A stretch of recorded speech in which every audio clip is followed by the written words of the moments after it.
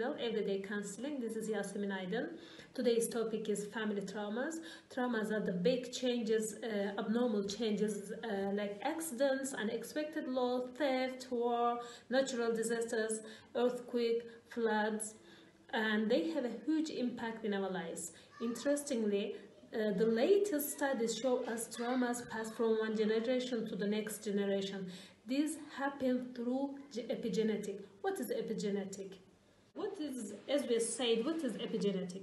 Epigenetic is the DNA modifications. It does not change the sequence of DNA, but can affect the gene activity. This effect on mortality is working through epigenetics, or the process by which genes are switched on and off.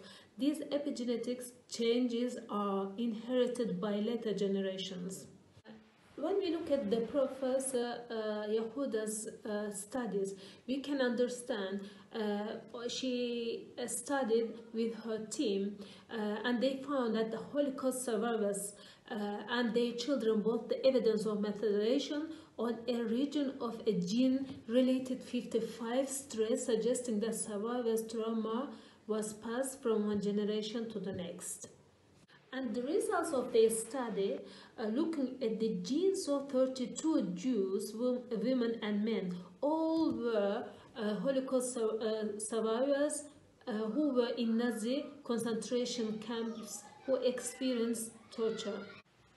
The team also studied the genes of 22 children who were born to Holocaust survivors after the war.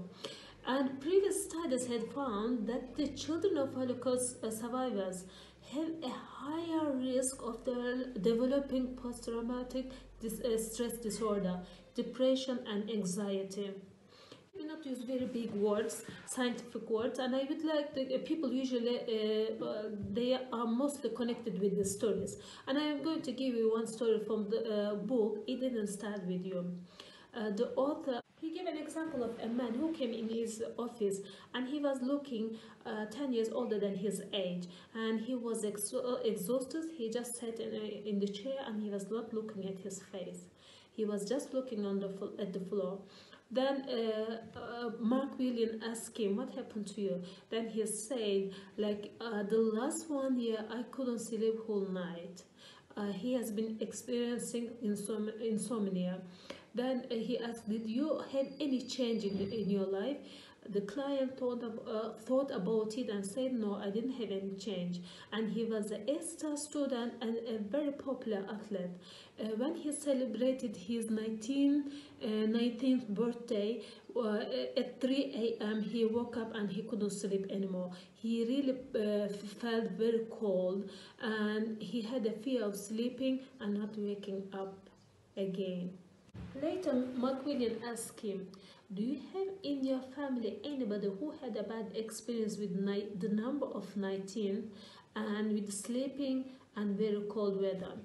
Then the client shared with him his story. He said, my mother shared my uncle's story after 30 years. He didn't know about his uncle, and after that loss, nobody talked about his uncle. That my uncle was working in Canada, and I think most probably he was a technician, and he after a very bad storm he was trying to control the electricity, and he was just found just facing on the snow on the floor and died.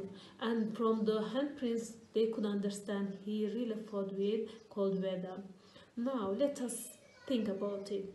The weather is very cold, and there is a possibility when you sleep you will freeze and you will not wake up again.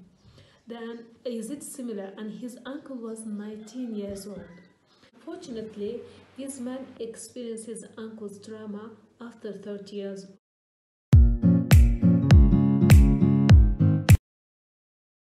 They are really different. Their characters are different. Their experiences are different. We might think about it. I am happy, brave, confident, social, outgoing, easygoing, hardworking. But my child is unhappy, not confident, shy, lazy, difficult. Then we might think about it. Why are they like this? And start blaming our children. Why are you like this? Like we are trying to think about it, our children should be the small version of ourselves. They should be a copy of me or my husband. That is a big mistake, very, very big mistake. We have to think about it, what they really experience. It is very normal, and we have to look at everybody can really pass through, and it is not maybe originated with them. Maybe they carried somebody's maybe trauma, maybe grandmother, maybe grandfather, because we have learned traumas pass from one generation to the next generation. Actually, it spread in 3 generations: our parents, us, and our children. Okay, now we have seen our children, they experience different disorders, maybe social phobia, maybe anxiety, or maybe depression, anything. We should not judge them badly. The most crucial issue is if they experience anything, we are there for them, and we have unconditional love for them and care forever.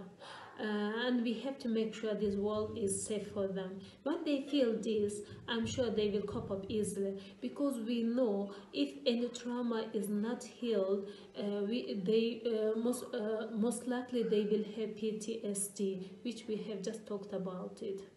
Now, epigenetics show us any trauma experienced by me could pass to my children or my grandchildren. For example, if my grandmother is pregnant for my mother and my grandfather passed away, she really felt that grief. For a long time, she was depressed and she was really sad.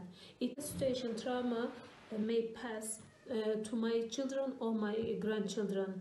We are not very sure about how it passes, but the studies show us trauma passes. Let us remember about my grandmother's trauma. Think about it. My grandchild is experiencing that trauma. Maybe depressed or not happy, maybe feeling anxiety. Then you start really judging the child. Do you see how the mistake is big? Thank you so much for listening to me. Please do not forget to subscribe my channel, and I would like to see your comments below. And I will be waiting for you in my next video on an exciting or interesting topic.